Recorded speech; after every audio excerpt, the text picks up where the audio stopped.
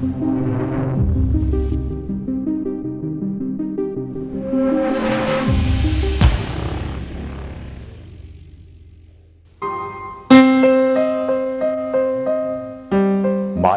আর মানুষ, অসংখ্য মানুষ এই শহরে।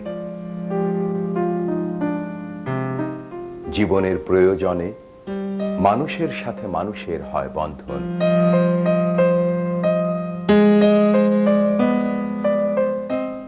আবার জীবনেরই প্রয়োজনে কাছের মানুষ হয় অচেনা, কাছের মানুষ হয় অজানা, নিষ্ঠুর।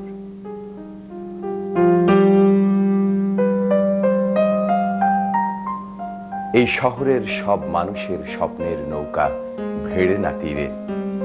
এক এক জনের চাওয়া পাওয়া এক এক রকম, এক এক জনের স্বপ্ন ভাঙা এক এক রকম।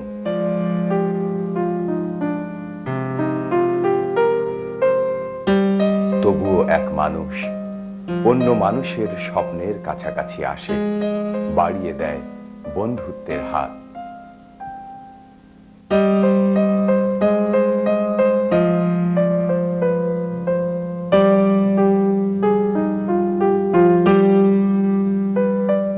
এই যে দুজন যুবককে পর্দায় দেখছেন, এরা অসীম ধৈর্য আর সীমাহীন সম্ভাবনার আশা বুকে নিয়ে পার করে দিন, পার করে রাত্রি। ওরা প্রতিদিন সকালে নতুন স্বপ্ন নিয়ে শুরু করে জীবন।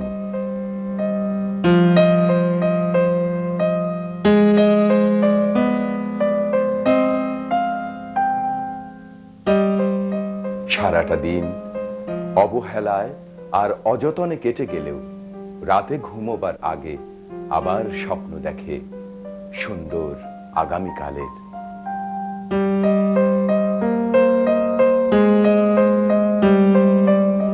সততা এবং অসততা দুটোই ওদের জীবনের সঙ্গী। ওরা অসততায় যখন ডুবে যায় তখন ব্যাকুল হয় সততার জন্যে, আবার সততার সঙ্গে বসবাসের সময় অসততায় নিমজ্জিত হবার জন্যে জাগে বাসনা। ওরা দুজন একে অপরের হরিহর আত্মা, যেন মানিক জোড়।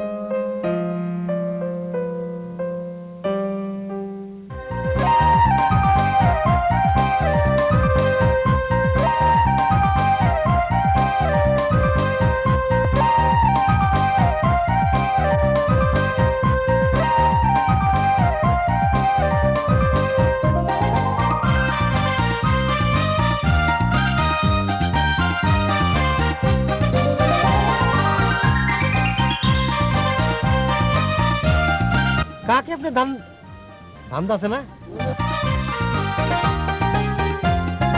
ইন্সপেক্টর সাহেব, ওর স্টেটমেন্ট দেবার কোনো সুযোগ নেই, বিকজ শি ইজ দত্তরিক, বিকজ মেয়ের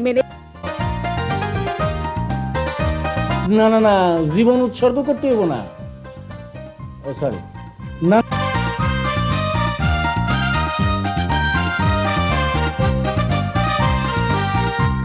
সরি আমি তো অঙ্ক কষির স্বপ্ন দেখি। সরি। আবার সন্তান রেজে ভালোবাসা। সরি। আজব ব্যাপার। সরি।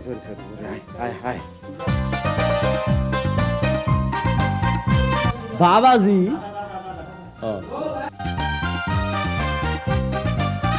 যা বলার আমি বলছি।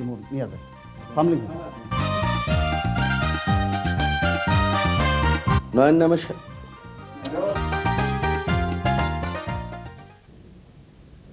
চিঠি পাওয়ার সাথে সাথে বাড়ি চলে আসিও, আর বিশেষ কি লিখিব, ইতি তোমার মা। অন্ত বিপদ হয়ে গেল মিয়া। সালাম মিয়া, যে চিঠিটা ভালো করে পড়ে দেখো না। হ্যাঁ, ভালো করে পড়নের তো কিছু নাই। তার আর মায়ের অসুখ, তারে জরুরি ভিত্তিতে বাড়ি যেতে বলছে। আহারে, না জানি মায়ের মনটা পুলা দেখানোর লাগে কেমন আছারি বিচারি করতেছে। ওই ছালাম মিয়া, তোমার লগে দেখানোর পরও আমার মাছে ফেরত আইলো না পুলা দুইটা। মুরব্বী হয়ে যা কিছু বলার আমি বলছি মিয়ার বেটা। তাইলে এখন আমি কি করব? পুলা দুইটার কাছে মাপ চাইতে হইব নাকি আমার? দেখেন কি করবেন। কিন্তু কই আছে না আছে সেই ঠিকানাটাও তো তোমারে দিল না। দিল না? ঠিক আছে, আমার মেছে ফেরত আইবি না ভালো কথা, কিন্তু মায়ের অসুখের সংবাদটা তো কমসে কম ওরে জানানোর দরকার। আচ্ছা দেখি, যে দোকানে আজকে ওদের দুইজনে আমি চা খাওয়াইছিলাম, কাল আবার সেই দোকানে যাবনি। যদি ভাগ্য ভালো হয়ে যায় তাহলে দেখা হয়েও যাইতে পারে। আল্লাহ ভরসা মিয়া, তুমি তো রাস্তায় ঘুরে ঘুরে চাবির ব্যবসা করো, কপাল ভালো হইলে সারটা তো হইতেও পারে। জি, এনে হ্যাঁ, তো এই চিঠি দিয়ে আমি কি করবো? রেখে দেন।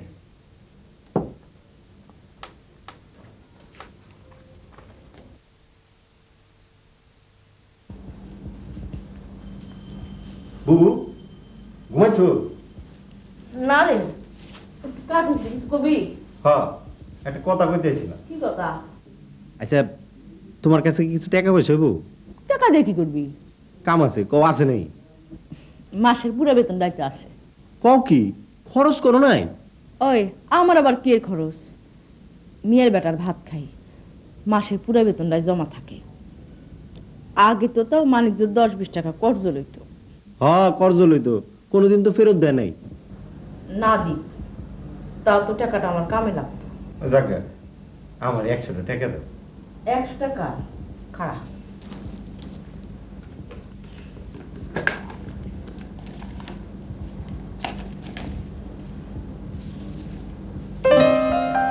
এই টাকা কবে শোধ দিবার পারবো তা কিন্তু করতে পারবো না। আচ্ছা যা। আচ্ছা, এখন তুমি ঘুমাও, আমি গেলাম।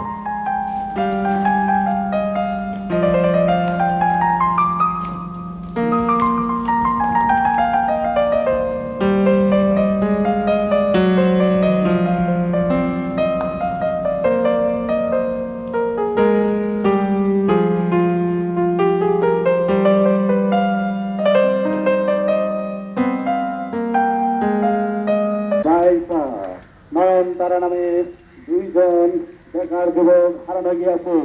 তাদের বয়স আনুমানিক 24 বছর।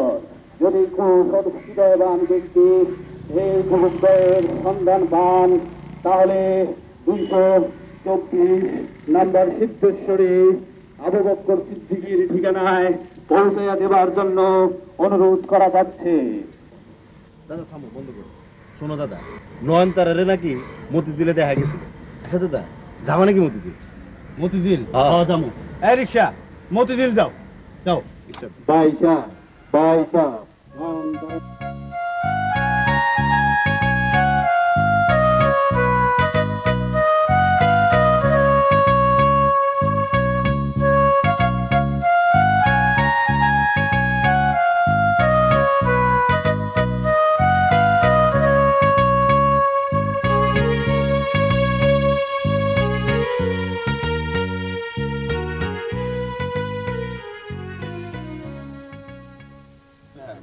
আপনি ভাগ্য নয়, কোনো সময় ধ্বংস সম্পত্তির মালিক হবে। নয়ন, হ্যাঁ, ওই দেখ।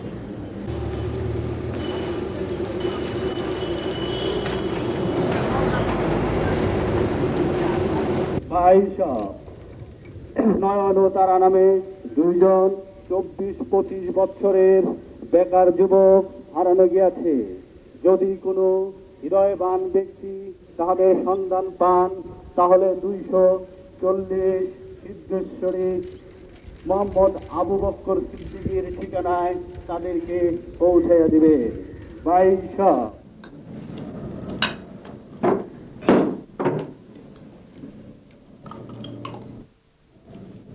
এমন ভাবে খাচ্ছিস মনে হয় যে সব খাবার জীবনও খাস না। কথাটা তো মিথ্যে নয়। এমন খাবার জীবনে খেয়েছো বলো?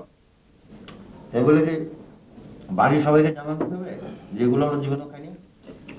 শোন, এমন একটা ভাব করবি যে এই সমস্ত খাবার আমরা সচরাচর খেয়ে থাকি, আর এই যে এত সব খাবার ওগুলো তো আমাদের খুব একটা রুচি নেই।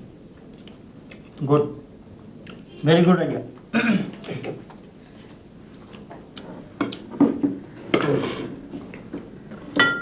এটা কি? Sir, chicken roast.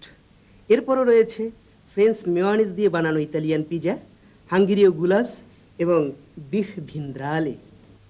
খাবো না। কেন কেন খাবেন না স্যার? আর ওই কি জানি বললেন যে বিফ ভিন্দালে? জি, বিফ ভিন্দ্রালে। আরে এসব আর হচ্ছে এই রোস্ট, গেল 12 বছর যাবত এগুলাই খেয়ে আসছে। সকালবেলা মনে করেন যে পাউরুটি দিয়ে হচ্ছে রোজ, আর দুপুরবেলা গরম ভাত এবং পান্তা ভাত দিয়ে, এবং রাতেও একই জিনিস। বলেন কি স্যার, এসব খাবার তো প্রতিদিন রাজা বাদশারাও খেতে পারেন না। এই তুমি যাও তো, যাও কাজে যাও, যাও। এটা আবার কি? এটা টমেটো কেচাপ। Tomato ketchup. গত 3 মাস যাবত এই খেয়ে বেঁচে আছি, তাই না তারা ভাই? বলেন কি স্যার, আপনার মাথা খারাপ নাকি? এই তোমাকে না বললাম কাজে যাও, যাও। তুই না বড় বেশি কথা বলিস। কেন, তুমি যেভাবে বলেছো ঠিক সেভাবেই তো বললাম। শুধু টমেটো কেচাপ খেয়ে 3 মাস বেঁচে থাকে? ও থাকে না বুঝি না? জি না।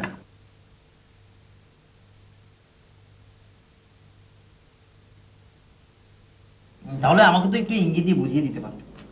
তোকে নিয়ে না আমার হয়েছে একটা মহা যন্ত্রণা। তোমাদের খাওয়া কমপ্লিট তো? হ্যাঁ, ধরো যে এসব খাবার জীবনে এত বেশি খেয়েছি আর খেতে ইচ্ছে করছে না। ধরো যে যে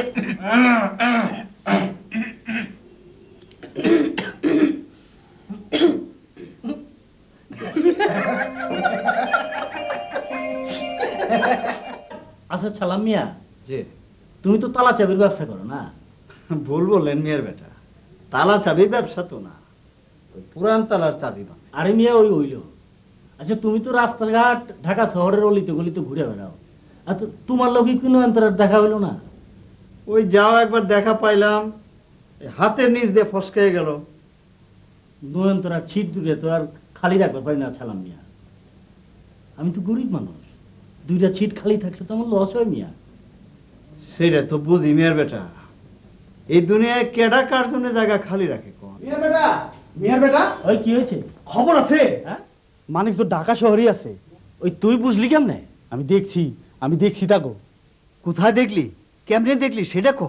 আমি ওই নিউ মার্কেট গেটে খবরের কাগজ বেচতেছিলাম, দেখি মানিক জোর একটা গাড়িতে কইরা সাঁ করে চলে গেল। হ্যাঁ, গাড়িতে করে গেছে? একটা মাইয়া মানুষ ছিল। ওই মায়াটা? মিয়ার বেটা, মানিক জোরে যা সুন্দর লাগতেছিল না, গাড়িতে উঠলে না সব মানুষে কেমন যেন সুন্দর দেখায়। মিয়ার বেটা, আমি তাহলে যাই, নিউ মার্কেটের আশপাশ দিয়ে ঘোরাঘুরি করি, আমার ব্যবসা হবো, মানিক জোরে খোঁজা খুঁজিও। যাও মিয়া, জলদি যাও, জলদি যাও, যাও। দাদা আমিও তোমার লগে যাবো।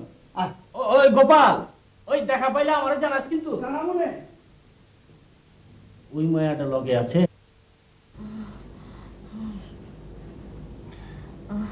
ও ফাতেমা বুবু, বুবু তোমার জ্বর তো দেখি বাইরেই যাইতেছে। হ্যাঁ, মিয়ার বেটারে ডাক দেই। না না, মেয়ের বেটারে খবর দরকার নাই। তাহলে ডাক্তার ডাক দেই। না না, অল্প একটু জ্বর ভালো হয়ে যাবো। তুই একটু আমার কাছে বয় তো ভাই, একটু ভালো করে পানি দে। ওই কালু, তুই একটু ভাতটা রান, আমি তরকারি রান্ধুম নেই। আর তোমার শরীরে জ্বর, এখন তোমার রান্ধনের কাম নাই। আরে গোপাল আইবো, সালামি আইবো না। আরে তুমি চুপচাপ চোখ বন্ধ করে শুয়ে থাও তো। চোখে একটু পানি দে।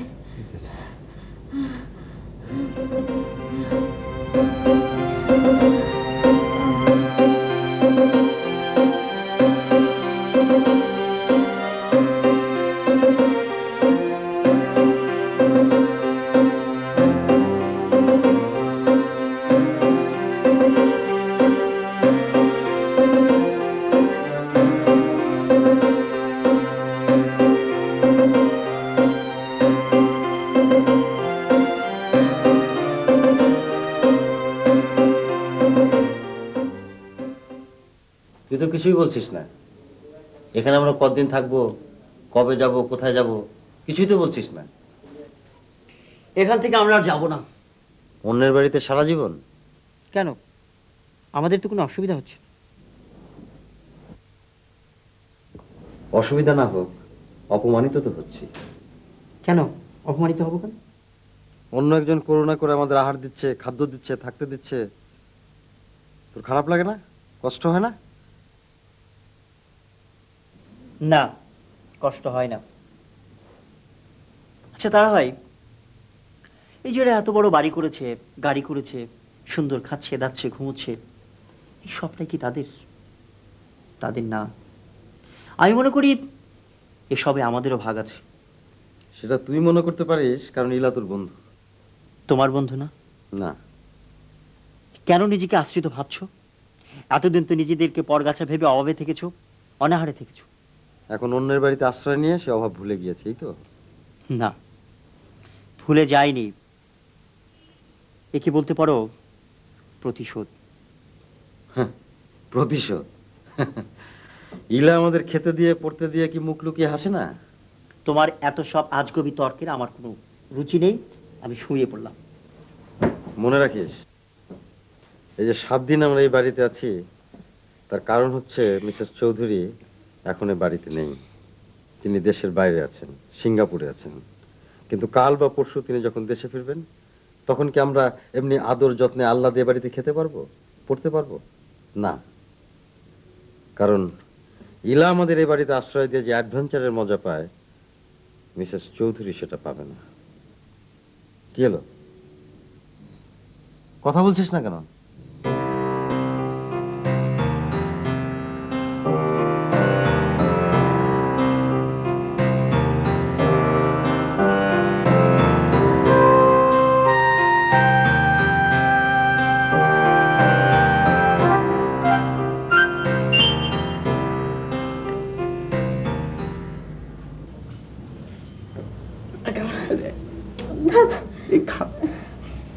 যাও, এসো, শুয়ে পড়ো।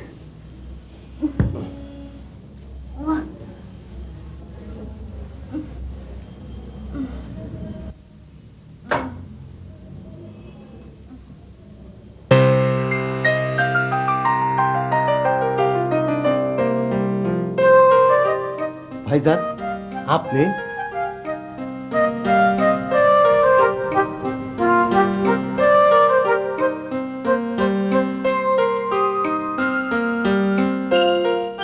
কেমন আছিস কালু? যে আমি ভালো। তাই ফাতেমাবুর খুব জ্বর। তাই নাকি? হ্যাঁ। ফাতেমাবু, ফাতেমাবু, ফাতেমাবু, দেহ কে ডাইছে? ক্যাডারে মিস ফাতেমা, আমি তারা।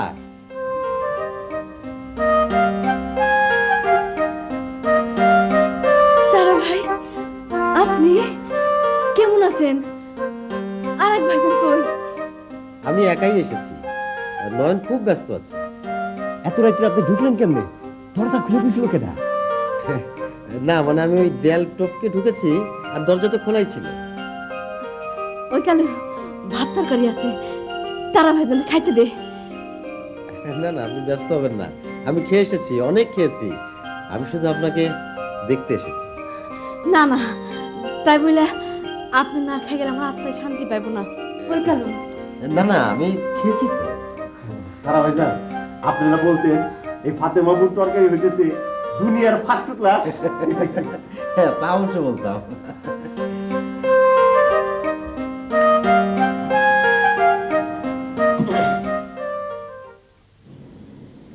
কোথায় যেতে পারে? দারোয়ান, গার্ড, ড্রাইভার কেউ তো কিচ্ছু বলতে পারছে না। আচ্ছা, রাতে কি আপনার সাথে কোনো ঝগড়া টগড়া হয়েছে নাকি? না তো। ও কেমন করে যেন কথা বলছিল। কেমন কেমন কথা মানে? ও এখানে আসলে ও এখানে বেশি দিন থাকতে চাইছিল না।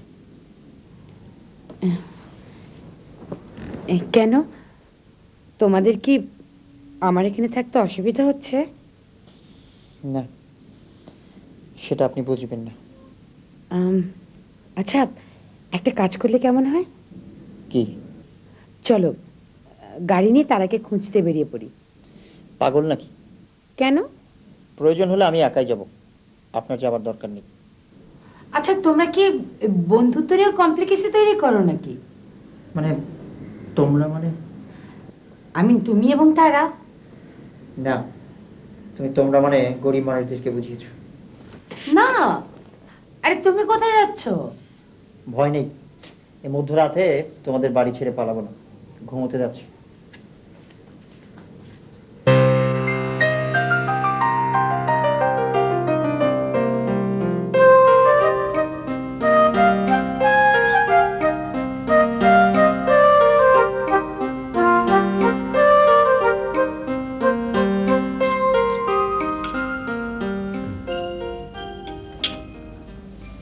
পর আপনার হাতে রান্না খাচ্ছি মিস ফাতেমা। মনে হচ্ছে যেন মায়ের হাতে রান্না খাচ্ছি। ফাতেমা বু তো আমাকে মার মতোই, তাই না বু? ও তারা ভাইজান, আপনি দুইটা সিটি আইছে অনেকদিন আগে। ওই যে সালাম ভাই আপনার দুইটা সিটি পকেটে নিয়ে ঘুরছে। আর ওই যে গোপাল দা সেই সিটি দুইটা পকেটে নিয়ে আপনার অনেকদিন খুঁজে বেড়াইছে। সব শেষে আইছে এই আমার হাতে। এই